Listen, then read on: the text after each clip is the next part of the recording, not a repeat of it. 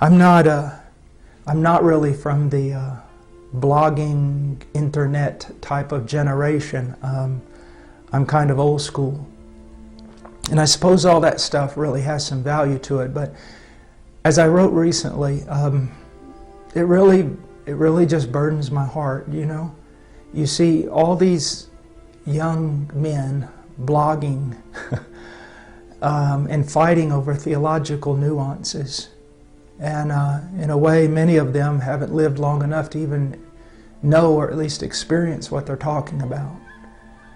And we'll sit there and we'll fill up the internet with this kind of stuff when there's literally billions of people who've not heard the gospel.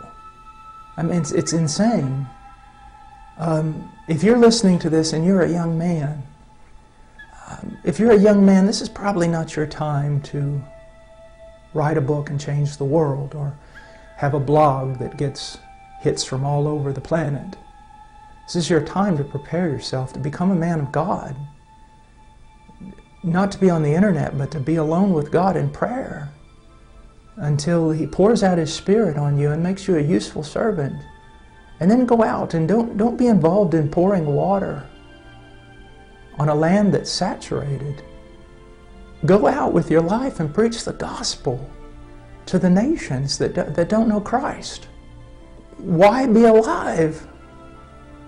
The need is tremendous. But I'm not going to tell you that the need is so tremendous and God won't get it done without you. God will get it done without you. But what a loss. What a loss of joy. You know, I invite you to a life of just real sacrifice and a life of joy unspeakable and full of glory. Some of you young men, you need to think about this.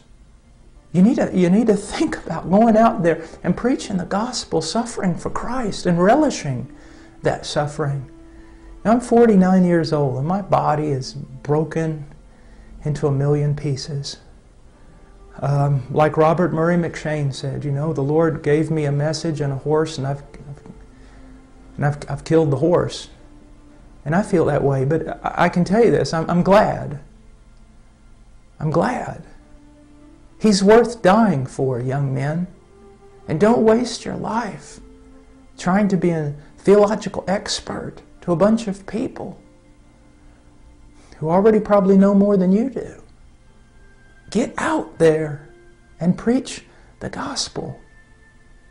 Go to the fields. Go to the places where it's dark. Preach the gospel of Jesus Christ. There's, you know, right now I'm just rejoicing in what God's doing in India and Nepal, but there's Tibet. You know, God, I ask God, when are you going to open the door for Tibet? And China? And when are you going to open the door for Mongolia? A friend of mine out in California, an acquaintance of mine, Larry Pan, he has on his website or whatever, he said that he would rather be on the front lines preaching than jostling for prominence on the stage. Young men, go somewhere and die, that only God and hell will know your name. God because He loves you, and His Spirit is powerful upon you, and hell because hell hates you. Go somewhere and preach the gospel. You know, I sometimes read the Puritans, and, well, I like the Puritans a lot, and Martin Lloyd-Jones and Charles Spurgeon, and then I look at the modern day preachers that we have been so blessed with. You know, men like John MacArthur and John Piper and Joel Beakey, and so many brilliant men, Wayne Grudem, and all these men. They're older men, and they've studied a lot, and God's given them a voice. Young men, don't try to be them, at least not now. And don't think that America needs you so much. You know, it's better to sometimes to be a, you know, if I preach in the United States, I'm just another preacher. But to go overseas and preach where no one's preaching, even if you're as pitiful a preacher as I am, you're the preacher. Go somewhere where John MacArthur and John Piper are not, and preach the gospel, and pray, and intercede. You know, all the men that I've ever studied, all of them, it's hard for me to find a common denominator in their lives. Some of them were more Calvinistic, others not. Some of them were well-known and seemed prosperous, and others seemed to die as martyrs and no one knew their name. They're all so different, but I found one thing in common, and that was their life of prayer.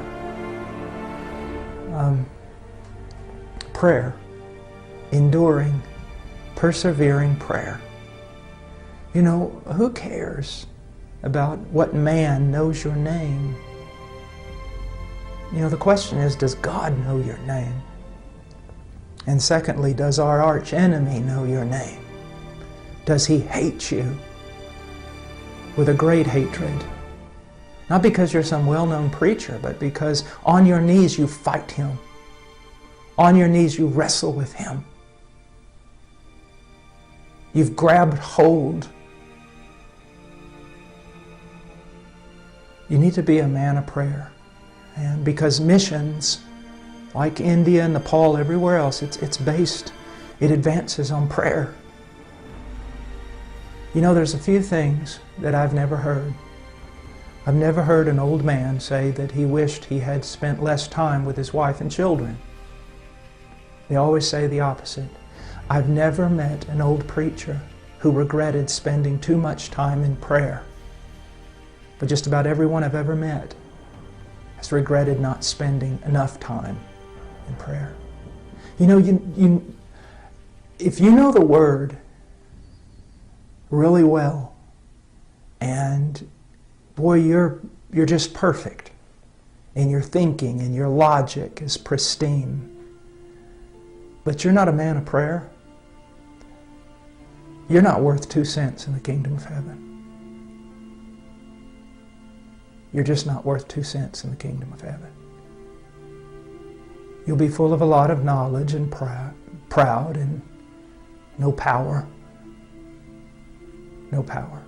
And I pray that you would not jostle for prominence on America's stage. That you'd go and die somewhere for Christ. That your name would be known in heaven. That you'd be a man of prayer. That you'd study deeply, not in order to preach to other brilliant men,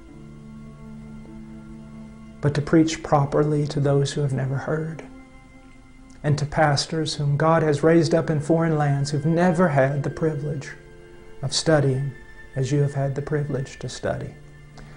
Pray for Nepal and India and all the other countries of the world, that Christ's name will be great among the nations from the rising to the setting of the sun, and that he will receive the full reward for all his suffering.